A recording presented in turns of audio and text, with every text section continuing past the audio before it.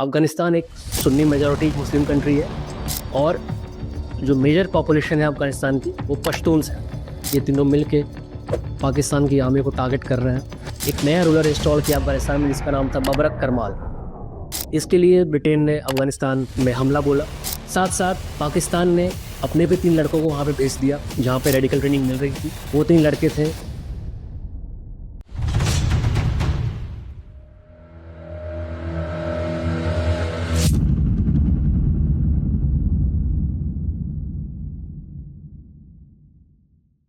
जय हिंद दोस्तों, मैं हूं डॉक्टर हर्षित अग्रवाल और आप देख रहे हैं ग्लोबल अफेयर्स। इस शहर को लाइक करिए, सब्सक्राइब करिए और बेल आइकन दबाना बिल्कुल भी मत भूलिएगा। दोस्तों, आप लोगों को न्यूज़ में पता लग ही गया होगा कि अभी इन दिनों अफ़गानिस्तान और पाकिस्तान में कॉन्फ्लिक्ट छिड़ गया है। अफ़गान तालिबान, तहरीक तालिबान पाकिस्तान और बलोच लिबरेशन आर्मी, ये तीनों मिल के पाकिस्तान की आर्मी को टारगेट कर रहे हैं और लड़ाई छिड़ गई है इन तीनों के बीच में। आज हम इसी के बारे में बात करेंगे कि आखिर अफ़गानिस्तान और पाकिस्तान के बीच कॉन्फ्लिक्ट शुरू हुई क्यों, मुद्दा क्या है, इसके पीछे की वजह क्या है और अफ़गान तालिबान और तहरीक तालिबान पाकिस्तान में बेसिक डिफरेंस क्या है और डिफरेंस होने के बावजूद ये आज मिलकर दोनों एक साथ पाकिस्तानी आर्मी को टारगेट क्यों कर रहे हैं। तो हमारे साथ अंत तक बने रहिएगा दोस्तों। ये कॉन्फ्लिक्ट आज की नहीं है, ये पार्टीशन से बहुत पहले की है, तब से कंटिन्यू चले आ रहा है। दोस्तों, अगर अफ़गानिस्तान की बात करें, उनकी पॉपुलेशन की बात करें, तो अफ़गानिस्तान में जो पॉपुलेशन है उसकी डेमोग्राफी कुछ अलग है। जैसे अफ़गानिस्तान का जो वेस्टर्न एरिया है वहाँ पे जो लोग रहते हैं उनको हज़ारास कहते हैं। जो नॉर्दर्न एरिया है वहाँ पे जो लोग रहते हैं उनको उज़्बेक्स कहते हैं। और अफ़गानिस्तान का जो सदर्न एरिया है और ईस्टर्न एरिया है वहाँ पे जो लोग रहते हैं उनको पश्तून्स कहते हैं। अफ़गानिस्तान एक सुन्नी मेजॉरिटी मुस्लिम कंट्री है और जो मेजर पॉपुलेशन है अफ़गानिस्तान की वो पश्तून्स है, पश्तून कम्युनिटी को बिलोंग करते हैं। पश्तूस दोस्तों पहले हिंदुइज़्म और बुद्धिज़्म को फॉलो करते थे, बाद में ये कन्वर्ट होकर मुस्लिम बने और पश्तूस बने। पश्तूस बेसिकली देवबंदी आइडियोलॉजी को फॉलो करते हैं। वही देवबंदी आइडियोलॉजी जो भारत में जो सहारनपुर है वहाँ देवबंदी मदरसा जो है वहाँ पे शुरू हुआ, देवबंदी आइडियोलॉजी, उसी आइडियोलॉजी को पश्तूस फॉलो करते हैं। तालिबान भी पश्तून ही है और चूँकि वो भी एक देवबंदी आइडियोलॉजी को फॉलो करता है इसलिए तालिबान का भी भारत के साथ रिलेशन काफ़ी अच्छा है। अब दोस्तों, अफ़गानिस्तान को कैप्चर करने के बारे में बहुत लोगों ने सोचा। मैंने आपको पहले की वीडियो में भी बताया था कि Afghanistan is called as a graveyard of emperor. बहुतों ने कोशिश किया लेकिन आज तक कोई अफ़गानिस्तान को कब्जा नहीं कर पाया अफ़गानिस्तान में। तो ब्रिटिशर्स ने भी ये सोचा कि हम अफ़गानिस्तान पे कब्जा कर लेंगे। उनका एक डर था कि कहीं रशिया अफ़गानिस्तान पे कब्जा न कर ले, इसलिए वो अफ़गानिस्तान का कंट्रोल अपने हाथ में लेना चाहते थे। हालांकि ये उनकी एक गलतफहमी थी, बट इस गलतफहमी के पीछे भी एक रीज़न था। दोस्तों, 1853 में रशिया और ब्रिटिशर्स के बीच में एक लड़ाई हुई, युद्ध हुआ। ये वॉर क्रीमियन पेनिनसुला में हुआ था, इसलिए इसको क्रीमियन वॉर भी कहते हैं इसको। और इसमें रशिया बुरी तरह हार गया था ब्रिटेन से। 1856 में वॉर ख़त्म हुई। उसके बाद रशिया ने सेल्फ इंट्रोस्पेक्शन करा कि आखिर हम हारे क्यों, और उसमें उसको पता चला कि रशिया में इंडस्ट्रियलाइजेशन हुआ ही नहीं। जब इंडस्ट्रियलाइजेशन नहीं हुआ रशिया में तो इसकी वजह से रशिया के पास कोई भी मॉडर्न टेक्नोलॉजी नहीं थी, मॉडर्न वेपनरी सिस्टम नहीं था, आर्म्स एंड एम्युनिशंस मॉडर्न नहीं थे, जो कि ब्रिटेन के पास थे, क्योंकि 1750 से ब्रिटेन में इंडस्ट्रियल रिवॉल्यूशन शुरू हो गया था। तो इस वजह से रशिया को पता लगा कि हमारी हार हुई है, क्योंकि हमारा देश इंडस्ट्रियलाइजेशन के प्रोसेस पे नहीं जा रहा था। इस वजह से रशिया ने सोचा कि हमें भी अपने देश में इंडस्ट्रियलाइजेशन शुरू करना है, जिसके लिए रिसोर्सेज की ज़रूरत है। अब हालांकि रशिया में काफ़ी ज़्यादा रिसोर्सेज हैं, बट किसी भी देश को इंडस्ट्रियलाइज करने के लिए सरप्लस रिसोर्सेज की ज़रूरत पड़ती है। इस वजह से रशिया ने अपने नीचे साउथ की तरफ देखा। साउथ में रशिया के सेंट्रल एशिया है, इनमें 5 कंट्रीज आती हैं, तजिकिस्तान, किर्गिस्तान, कजाकिस्तान, उज़्बेकिस्तान और तुर्कमेनिस्तान। तो रशिया ने सोचा कि हम सेंट्रल एशिया में जाके वहाँ से रिसोर्सेज एक्सट्रैक्ट करेंगे और अपने कंट्री को इंडस्ट्रियलाइज करेंगे। तो रशिया सेंट्रल एशिया में आ गए थे। अब उस टाइम पे ब्रिटिशर्स को ये खतरा लगने लगा कि रशिया नीचे उतरते उतरते सेंट्रल एशिया में आ गया, और अगर और उससे नीचे उतरा और अफ़गानिस्तान में आ गया तो जो ब्रिटिश इंडिया है वहाँ पे खतरा हो सकता है, रशिया उसको इन्वेड कर सकता है और अपना क्रीमियन वॉर का बदला ले सकता है। इसलिए ब्रिटेन अफ़गानिस्तान को एक बफर जोन बनाने के बारे में सोच रहे थे कि हम ब्रिटिश इंडिया और सेंट्रल एशिया के बीच में एक बफर क्रिएट कर देंगे अफ़गानिस्तान में, ताकि रशिया और नीचे उतर के ब्रिटिश इंडिया को टारगेट ना कर पाए।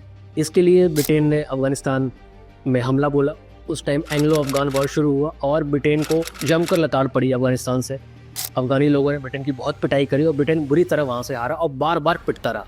जब भी वो ब्रिटेन अफ़गानिस्तान गया तब पिटा। तो इसके बाद ब्रिटेन ने एक परमानेंट सॉल्यूशन निकालने का सोचा कि रशिया नीचे अफगानिस्तान भी ना आ पाए और अफगानी लोगों से हम पिटाई भी ना पड़े। इसका एक परमानेंट सॉल्यूशन सोचने की ज़रूरत है, जो ब्रिटेन ने सोचा और उसने एक बहुत नीच हरकत करी। ब्रिटेन ने अफगानिस्तान और ब्रिटिश इंडिया के बीच में एक आर्टिफिशियल लाइन ड्रॉ कर दी, जिसको आज हम ड्यूरेंट लाइन के नाम से जानते हैं। इससे जो ब्रिटिश इंडिया था और अफगानिस्तान था, इसके बीच में बॉर्डर हो गया और डिवाइड हो गया। जो ब्रिटेन की पॉलिसी रही है डिवाइड एंड रूल की, डिवाइड कर दिया इन्होंने। अफगानिस्तानी पश्तून और ब्रिटिश इंडिया में जो पश्तून थे वो दोनों अलग अलग हो गए। कुछ पश्तून अफगानिस्तान में रह के, बाकी सारे पश्तून्स ब्रिटिश इंडिया में आ गए। हालांकि इस चीज़ को पश्तूनों ने नहीं माना, कभी इन्होंने बॉर्डर को एक्सेप्ट नहीं करा। दोस्तों उसके बाद 1917 में आपको पता है रशियन रिवॉल्यूशन शुरू हुआ था और व्लादिमीर लेनिन उसके फाउंडर थे, जिन्होंने रशियन रिवॉल्यूशन शुरू किया था और रशिया को कम्युनिज्म की ओर ले गए थे और सोवियत संघ बन गया था।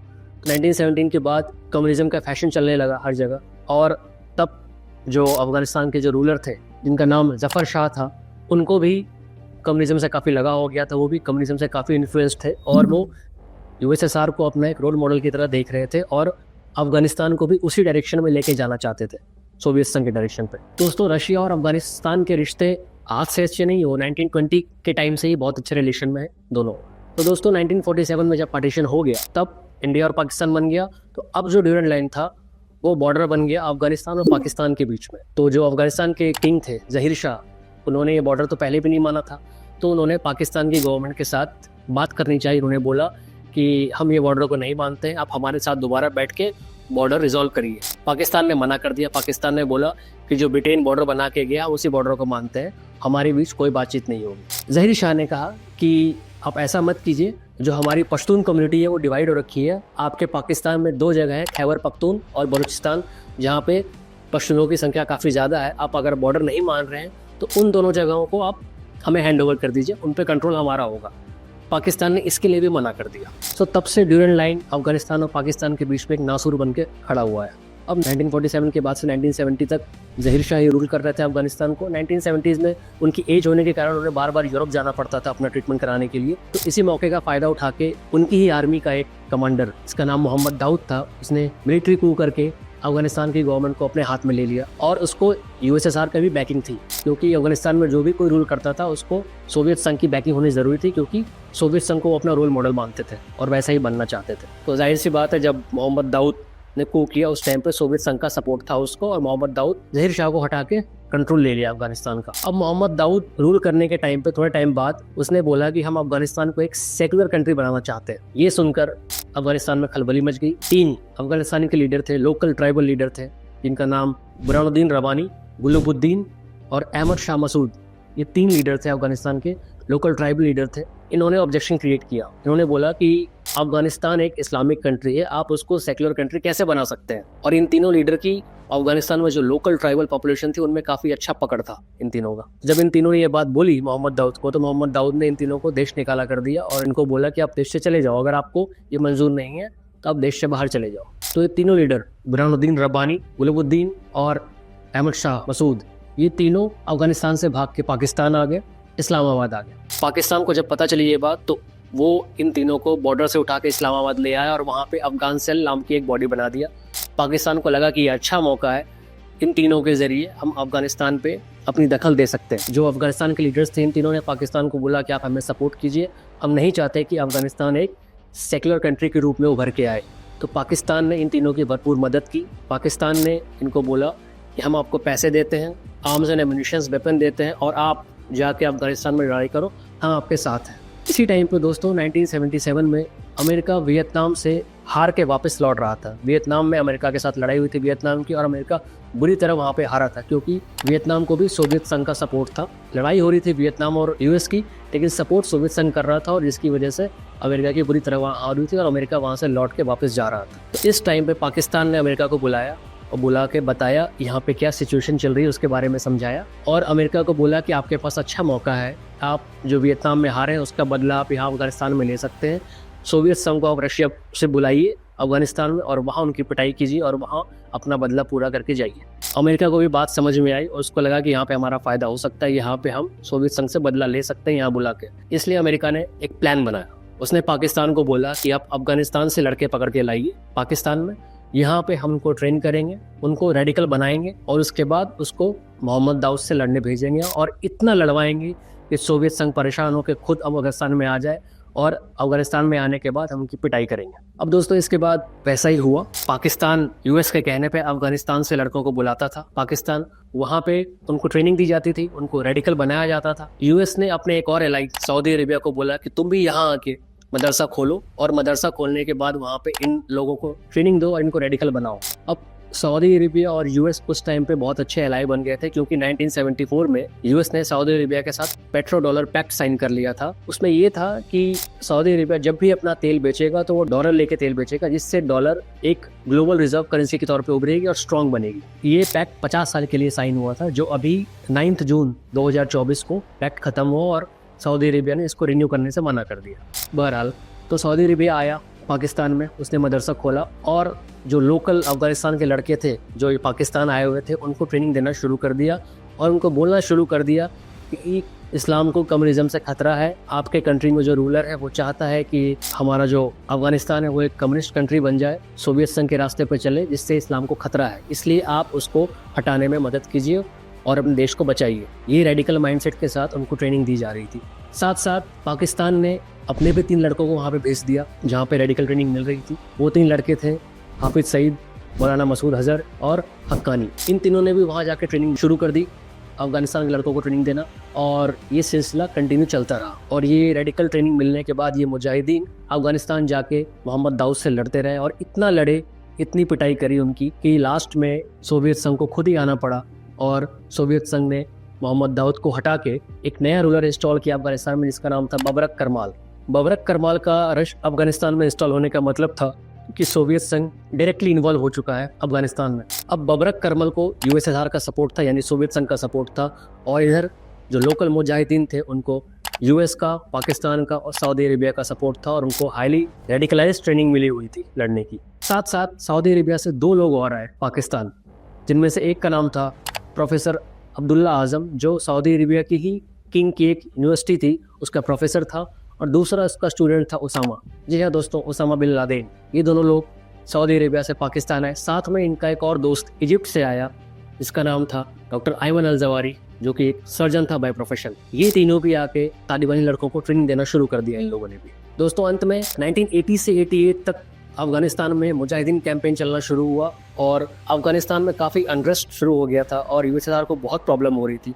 और 1988 आते आते सोवियत संघ को लग गया कि हम यहाँ टिक नहीं पाएंगे और सोवियत संघ हार मान के यहाँ से चला गया। अब 1988 के बाद जब सोवियत संघ यहाँ से गया तो बुरहानुद्दीन रब्बानी, गुलुबुद्दीन और अहमद शाह मसूद, ये तीनों बहुत खुश हुए जो अफगानिस्तान के ट्राइबल लीडर थे कि अब इनको अफगानिस्तान में अपना कंट्रोल मिल जाएगा। बट यूएस के जाने के बाद आयमन अल जवारी और लादेन दोनों को ये लगने लगा कि यूएस ने हमारा यूज़ किया है अफगानिस्तान में सोवियत संघ को पछाड़ने के लिए, सोवियत संघ से बदला लेने के लिए यूएस ने हमारा यूज़ किया है। अब दोस्तों यहाँ पे पाकिस्तान के लिए एक प्रॉब्लम थी। पाकिस्तान चाह रहा था कि रब्बानी, गुलुबुद्दीन और अहमद शाह मसूद ये तीनों आपस में सुलह करके, कॉम्प्रोमाइज़ करके पावर टेक ओवर कर लें अफगानिस्तान का और पीसफुली अफगानिस्तान को रन करें, ताकि पाकिस्तान अपने वेस्टर्न बॉर्डर से फ्री होकर फिर इंडिया पे फोकस कर सके। इसी बीच हाफिज सईद, मौलाना मसूद अजहर और हक्कानी को पाकिस्तान ने वहाँ से उठा के कश्मीर भेज दिया, क्योंकि वे लोग ग्राउंड पे एक्टिव वर्क कर चुके थे, हाईली ट्रेंड थे और एक्सपीरियंस भी इनको मिल चुका था। इसलिए आपने देखा होगा कि 1990s में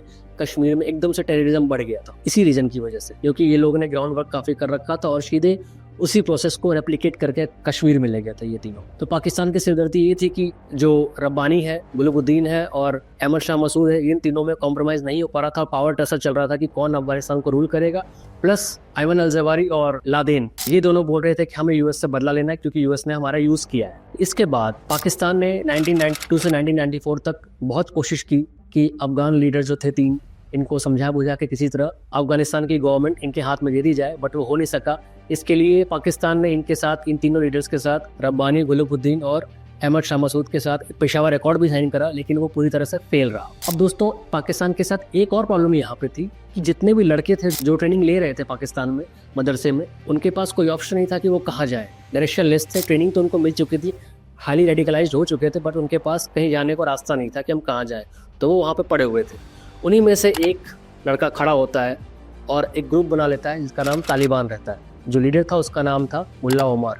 जो अफगानिस्तान के लड़के पाकिस्तान में हाईली ट्रेंड हो रहे थे, रेडिकलाइज हो रहे थे, उनमें से एक लड़का जिसका नाम मुल्ला ओमार था, उसने उसी मदरसे में से एक ग्रुप बनाया जिसका नाम तालिबान रखा और अफगानिस्तान की इन तीनों ट्राइबल लीडर्स को हटा के अफगानिस्तान की गवर्नमेंट अपने हाथ में ले ली 1996 में और पाकिस्तान को बोला कि आप हमें सपोर्ट करो। पाकिस्तान ने भी इनको सपोर्ट किया तालिबान को कि अच्छा है, एक स्टेबल गवर्नमेंट अफगानिस्तान में बन जाएगी ताकि हमारा पूरा ध्यान इंडिया पे रहे। तो 1996 से 2001 तक तालिबान ने अफगानिस्तान पे रूल किया। अब इसी बीच जब तालिबान ने गवर्नमेंट टेक ओवर किया अफगानिस्तान में, तब लादेन और अयमन अल जवाहिरी ने तालिबान को बोला कि आप हमें अपना ग्राउंड दो, हम अफगानिस्तान में अपना बेस बनाएंगे क्योंकि हमें यूएस से बदला लेना है, हमें एक परमानेंट बेस की ज़रूरत है, आप हमें दो। तालिबान ने भी बात मान ली, तालिबान ने उनको बेस दे दिया और 2001 में 9/11 अटैक कर दिया लादेन ने। अब 2001 के बाद जब यूएस को पता लगा कि अफगानिस्तान की धरती का यूज़ किया है अलकायदा ने उन पर अटैक करने के लिए, तो उन्होंने बोला कि हम तालिबान को भी भगाएंगे, तालिबान को भी मारेंगे और अलकायदा को भी मारेंगे। तब 2001 में यूएस ने अफगानिस्तान को इन्वेड किया। अफगानिस्तान के इन्वेड करते ही तालिबान और अलकायदा दोनों भाग के पाकिस्तान चले आए, पाकिस्तान में आके छिप गए। तो अफगानिस्तान से पाकिस्तान आने के बाद यूएस भी वहां से पाकिस्तान आया और उसने पाकिस्तान को बोला कि चुपचाप हमें आप तालिबान और अलकायदा दोनों के नाम दो, उनके ठिकाने का पता दो ताकि हम न्यूट्रलाइज कर सकें।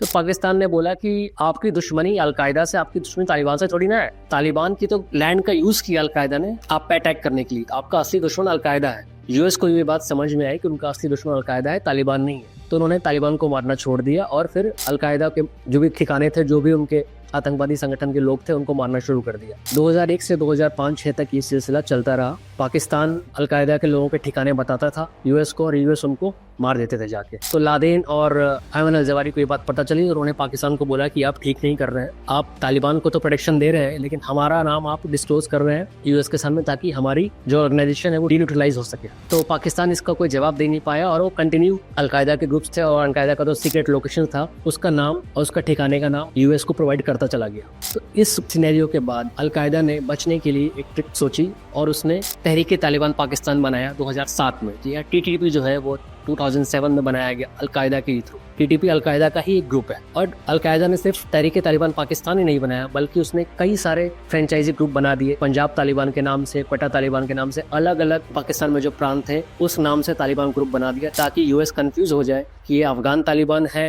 या अलकायदा का बनाया हुआ जो तालिबान है वो है, और कन्फ्यूजन के चलते यूएस उन पर डायरेक्टली अटैक ना कर पाए।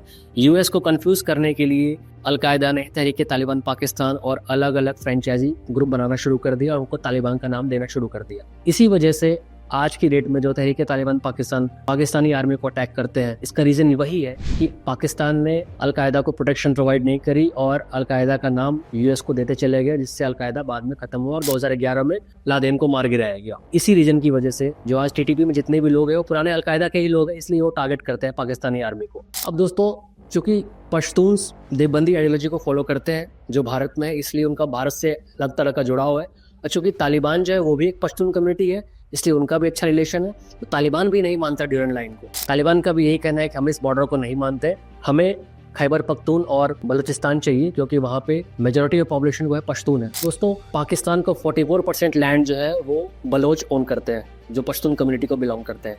कराची में सबसे ज़्यादा बलोच पॉपुलेशन है। Karachi can bring Pakistan down at any point of time. अगर आप दोस्तों मैप में देखोगे तो आप न्यूज़ चल गई है, न्यूज़ अभी खबर आई थी कुछ दिन पहले कि पाकिस्तानी आर्मी वखान कॉरिडोर को भी कैप्चर करना चाहता है। अगर आप मैप में देखोगे तो अफगानिस्तान से सेंट्रल एशिया जाने के लिए, तजाकिस्तान जाने के लिए बीच में वखान कॉरिडोर है जो अफगानिस्तान में है, उसको क्रॉस करके ही आप तजाकिस्तान जा सकते हैं। तो न्यूज़ ये आई कि पाकिस्तानी आर्मी वखान कॉरिडोर को कैप्चर करना चाहते हैं, बट ऐसा नहीं है दोस्तों, ऐसा कुछ भी नहीं हो सकता क्योंकि तालिबान ऑलरेडी पेशावर तक बढ़ रहे हैं, पेशावर को कंट्रोल करने की स्थिति में पहुंच चुके हैं। इसलिए और अब तहरीक तालिबान पाकिस्तान और अफगान तालिबान उन दोनों ने भी हाथ मिला लिया है साथ में पाकिस्तानी आर्मी को अटैक करने के लिए। तो दोस्तों, पाकिस्तान एक टाइम पे जो सोच रहा था कि इंडिया को हम 2 फ्रंट वॉर में उलझा देंगे, आज वो खुद 5 फ्रंट वॉर में उलझा हुआ है।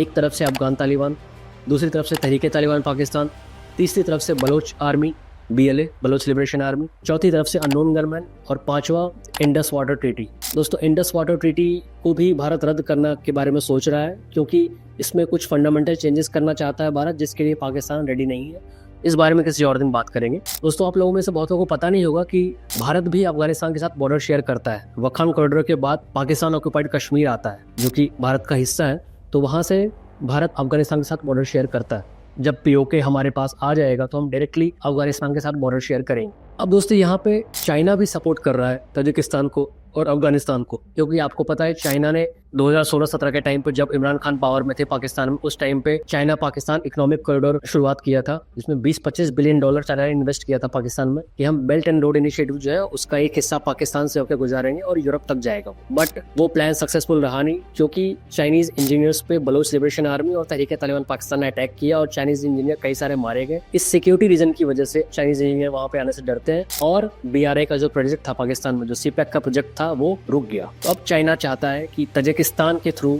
वाया अफगानिस्तान वो यूरोप तक कनेक्टिविटी लेके आए। अब ये कितना सक्सेसफुल होता है ये आने वाले दिनों में पता चलेगा। इसके बारे में जैसी और कोई खबर आती है मैं आपके साथ साझा करूंगा। हाल ही में ताजिकिस्तान के जो प्रेसिडेंट हैं वो चाइना गए थे शी जिनपिंग से मिलने और इन दोनों के बीच में इस बारे में बात भी हुई। तो देखते हैं आगे क्या होता है। अगर आपको वीडियो पसंद आई दोस्तों तो इसको लाइक करिए, सब्सक्राइब करिए और ज़्यादा से ज़्यादा लोगों तक शेयर करिए। ये वीडियो देखने के लिए बहुत बहुत धन्यवाद। जय हिंद, भारत माता की जय।